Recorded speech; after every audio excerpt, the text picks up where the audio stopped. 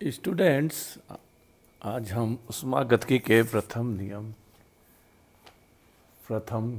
के अंतर्गत heat capacity या ऊष्माधारिता के बारे में पढ़ेंगे। तो सबसे पहले मैं आपको बता दूं कि ऊष्माधारिता क्या होता है। ध्यान से सुनिएगा। यहाँ पर आपको ऐसा कोई नोट करने की आवश्यकता नहीं है, क्योंकि जो भी वीडियो मैं डालता हूँ उसका PDF आप लोगों के व्हाट्सएप ग्रुप में सेंड कर देता हूँ। ठीक है, तो यहाँ पे बस ध्यान से सुने और देखें कि कैसे क्या हो रहा है। ऊष्माधारिता स्थिर दाब व स्थिर आयतन पर ऊष्मा परिवर्तनों का ताप से संबंध व्यक्त करता है। ठीक है, स्थिर आयतन और स्थिर दाब पर ऊष्मा परिवर्तनों का ताप से संबंध व्यक्त करता है। डिफाइन हम इस प्रकार करेंगे, इसको परिभाषित इस प्रकार से करेंगे कि किसी तंत्र के ताप को 1 डिग्री सेंटीग्रेड बढ़ाने के लिए आवश्यक ऊष्मा की मात्रा तंत्र की ऊष्माधारिता कहलाती है।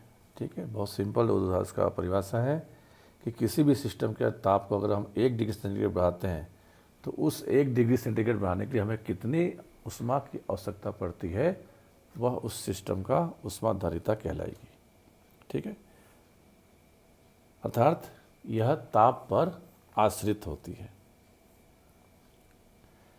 किसी तंत्र का ताप T1 से T2 कर दें तब क्या कर रहे हैं हम, किसी भी टेम्परेचर तंत्र का जो ताप है हम यहाँ पढ़ रहे हैं, पहले तो बता दूं ऊष्माधारिता।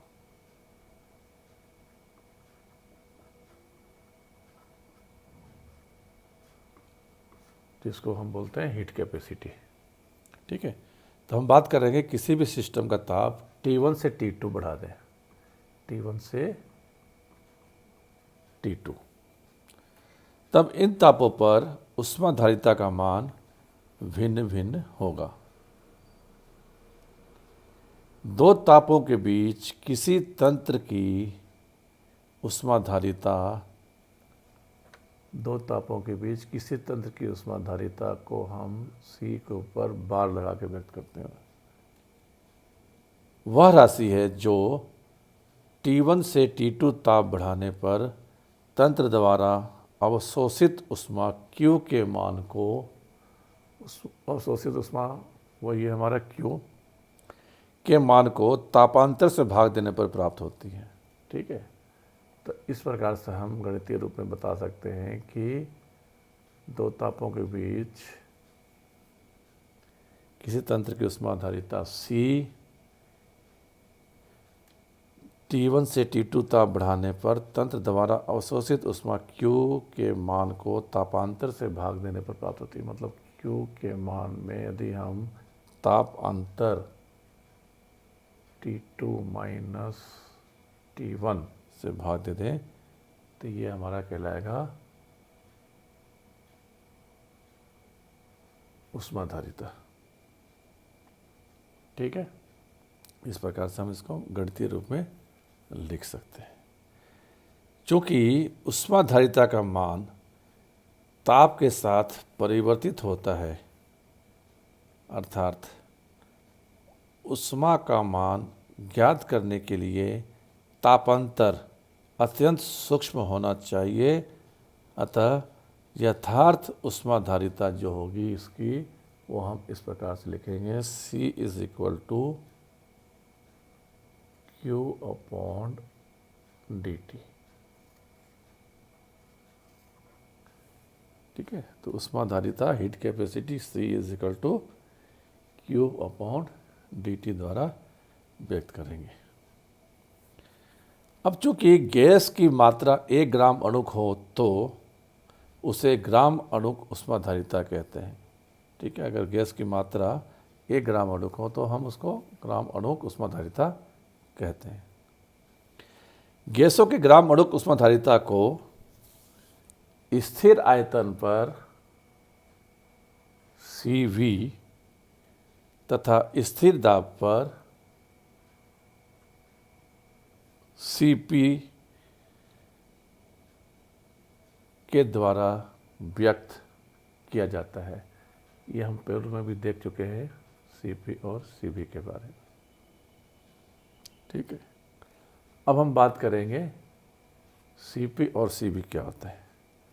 तो पहले हम लेते हैं स्थिर आयतन पर ऊष्माधारिता।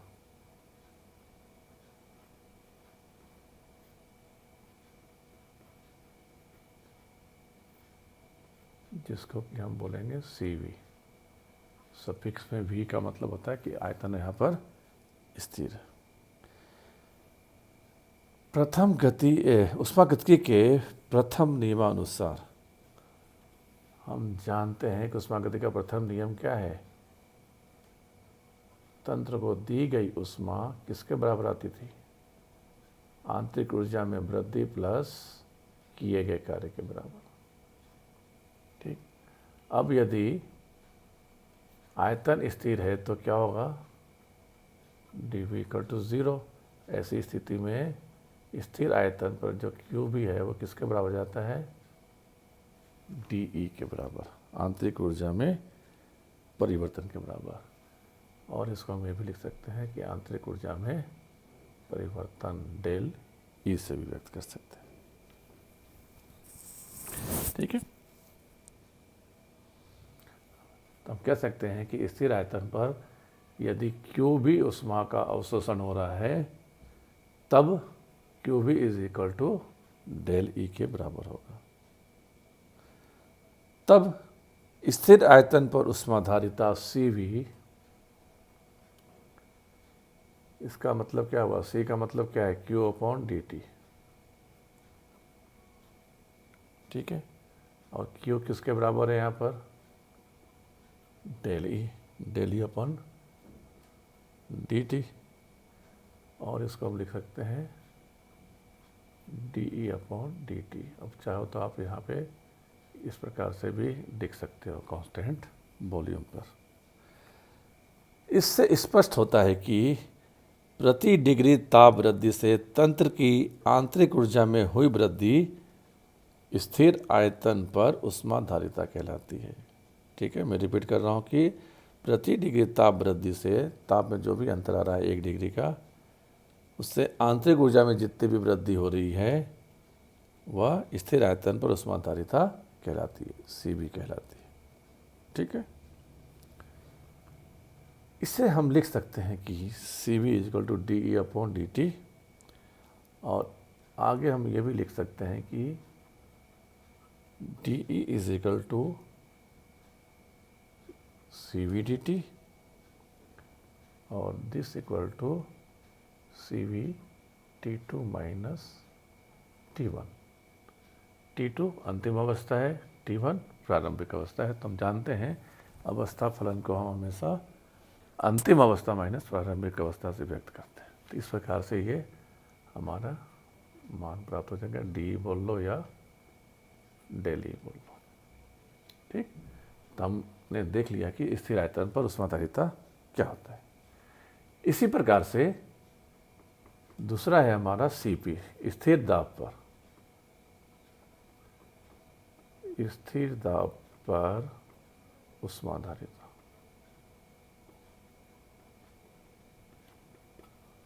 अर्थात Cp। ठीक है, यदि तंत्र स्थिर दाब पर ऊष्मा का अवशोषण करता है और ताप में T1 से T2 वृद्धि होती है। ठीक है, स्थिर दाब पर ऊष्मा का अवशोषण करने से क्या हुआ? ताप में T1 से T2 तक वृद्धि होता है। तो ऐसी स्थिति में Cp = क्या होगा? इसी फार्मूले को लेकर देखते हैं हम।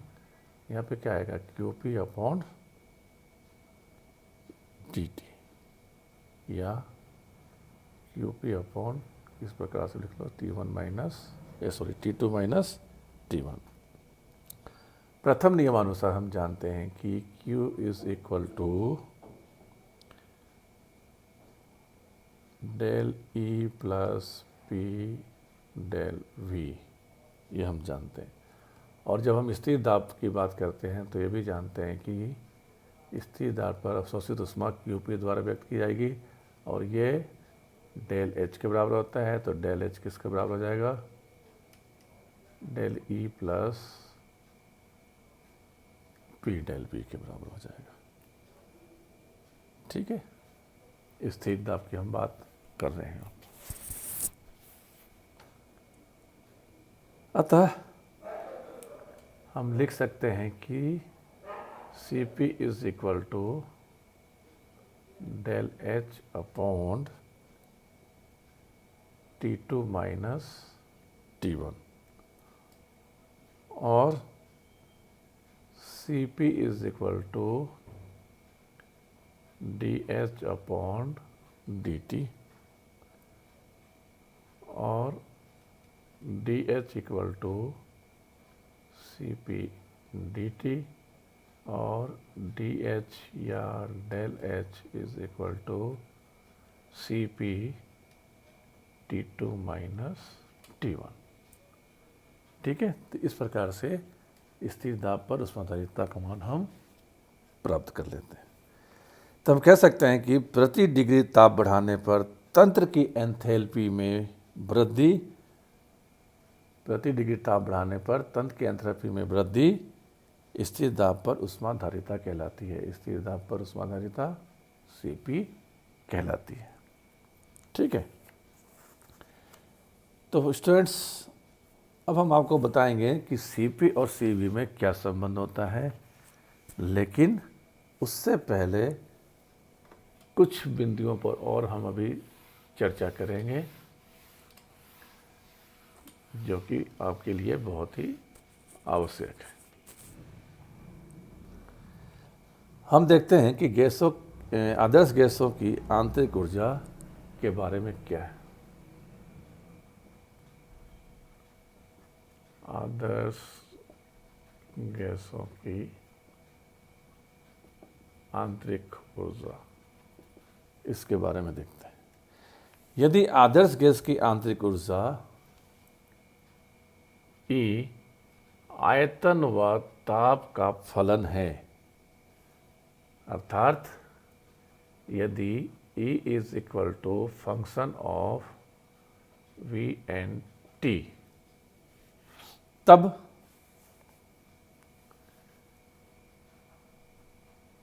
DE is equal to del E upon del V at constant T dV plus del E upon del T at constant V dt होगा। ऐसा क्यों होगा? क्योंकि E एक अवस्था फलन है और यदि E एक अवस्था फलन है तो जो भी अवकलन होगा वो यथार्थ अवकलन होगा, अर्थात एग्जैक्ट डिफरेंशियल होगा। ठीक है, अब चूंकि हम जानते हैं कि del E upon del T at constant V किसके बराबर होता है? Cv। अभी हमने पढ़ा स्थिर आयतन पर ऊष्माधारिता के बराबर होता है। तब ऐसी स्थिति में हमने लिखा था कि DE इज इक्वल टू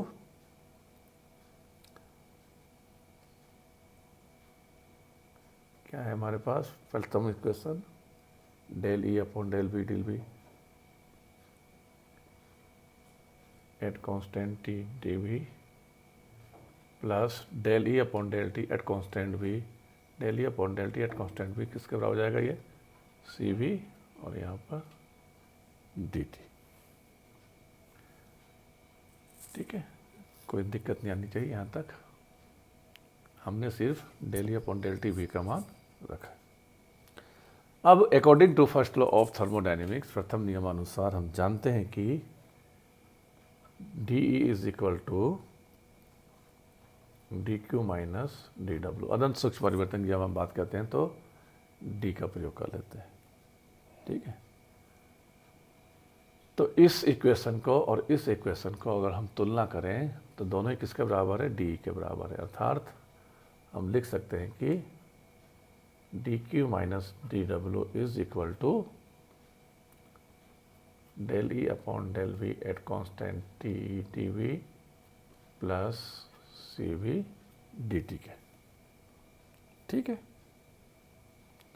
और यहाँ से D Q is equal to del E upon del V at constant T D V plus C V D T plus D W. ठीक, कोई दिक्कत नहीं है। जब आदर्श गैस निर्वात में प्रसारित होती है, निर्वात में प्रसारित होने का मतलब इसको हम बोलते हैं मुक्त प्रसार, तब गैस द्वारा किया गया कार्य क्या हो जाता है उस समय, मुक्त प्रसार के समय डी डब्ल्यू या वर्क इज इक्वल टू 0 होता है।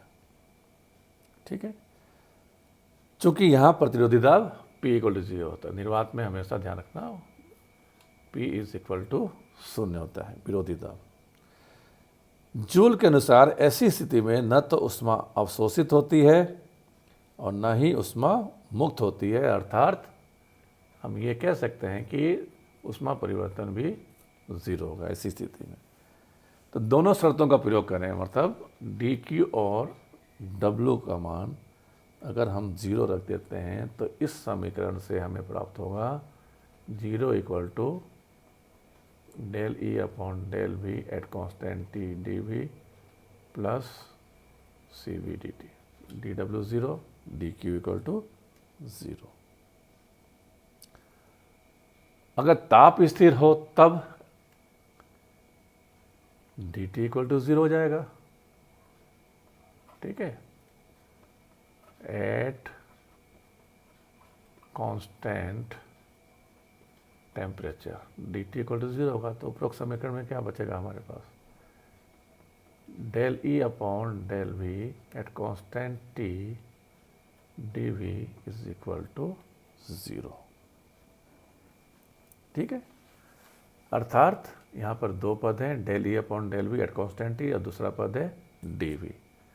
इन दोनों का मल्टीपल 0 के बराबर है। इसका मतलब यह हुआ या तो ये 0 है या दूसरा पद 0 है, तभी ये परिणाम 0 प्राप्त होगा।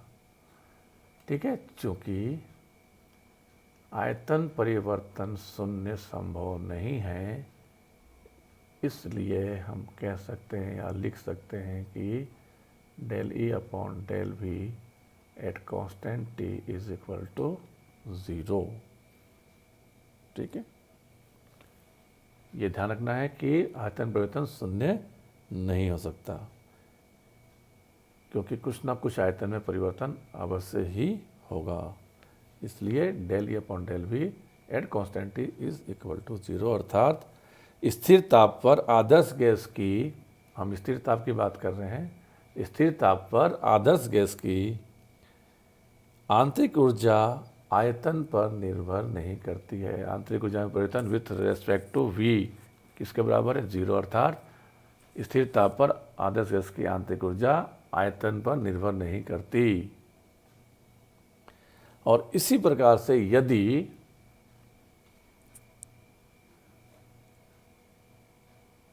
अगर E जो है P और T का फंक्शन होता, तो जिस प्रकार से हमें ये परिणाम प्राप्त हुआ है उसी प्रकार से हमें ये परिणाम प्राप्त होगा, del E upon del P is equal to 0। आदर्श गैस की आंतरिक ऊर्जा P पर निर्भर नहीं करता है। ठीक है, तो हमें दो परिणाम प्राप्त हुए, एक तो del E upon del V और एक del E upon del P at constant T equal to 0, अर्थात आदर्श गैस की आंतरिक ऊर्जा ना तो दाब पर निर्भर करती है और ना ही आयतन पर निर्भर करता है। ऐसी स्थिति में हम कह सकते हैं कि आदर्श गैस की जो आंतरिक ऊर्जा है सिर्फ ताप का ही फलन होता है। तो इस चीज़ को आप अच्छी तरह से याद करिए। ठीक है, पहली बात क्या रखना हमको याद कि आदर्श गैस की जो आंतरिक ऊर्जा है वो सिर्फ ताप का फलन होता है, दाब और आयतन पर निर्भर नहीं करता है। अतः एक आदर्श गैस के लिए हम लिख सकते हैं कि जब भी हम किसी आदर्श गैस की बात करेंगे तब हम ये लिख सकते हैं कि पहला P V is equal to nRT, जो कि आदर्श गैस समीकरण होता है। अब दूसरा हम ये लिख सकते हैं कि del E upon del V at constant T is equal to 0 and also del E upon del P at constant T is equal to 0। इसे आप ध्यान से समझ लें। अब हम बात करते हैं आदर्श गैस की एंथैल्पी की। अभी हम बात कर रहे थे आदर्श गैस की आंतरिक ऊर्जा।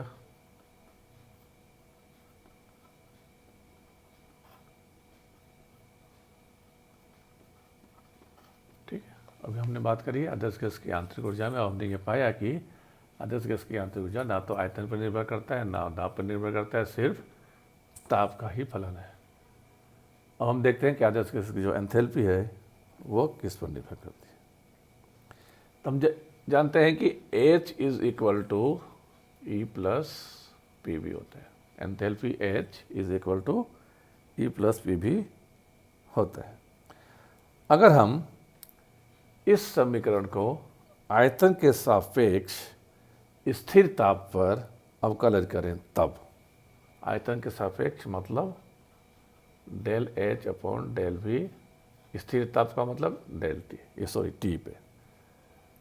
इस प्रकार से करें तो हमारा पहला इक्वेशन क्या प्राप्त हो जाएगा कि del E upon del V at constant T plus P V मतलब del P V upon del V at constant T। इस प्रकार से हम लिखें। अब पुनः हम जानते हैं कि अभी भी हमने देखा है कि del E upon del V at constant T का मान कितना होता है, 0 होता है। देखें। और दूसरा, आदर्श गैस के लिए हम जानते हैं कि पी वी इक्वल टू क्या होता है, कांस्टेंट, स्थिर। अगर पी वी स्थिर है आदर्श गैस के लिए तो इसका जो डिफरेंशियल होगा वो क्या होगा, 0 होगा। ठीक है, तो del P V upon with respect to V V 0 होगा। तो ऐसी स्थिति में हम लिखेंगे del H upon del V at constant T is equal to 0। अर्थात आदर्श गैस की जो एंथैल्पी है वो भी आयतन पर निर्भर नहीं करती है। और इसी प्रकार से similarly del H upon del P at constant T equal to 0। तो जिस प्रकार से आदर्श गैस की आंतरिक ऊर्जा के बारे में हमें व्यंजक प्राप्त हुआ था, उसी प्रकार से ही एंथैल्पी के लिए भी व्यंजक प्राप्त हो गया है।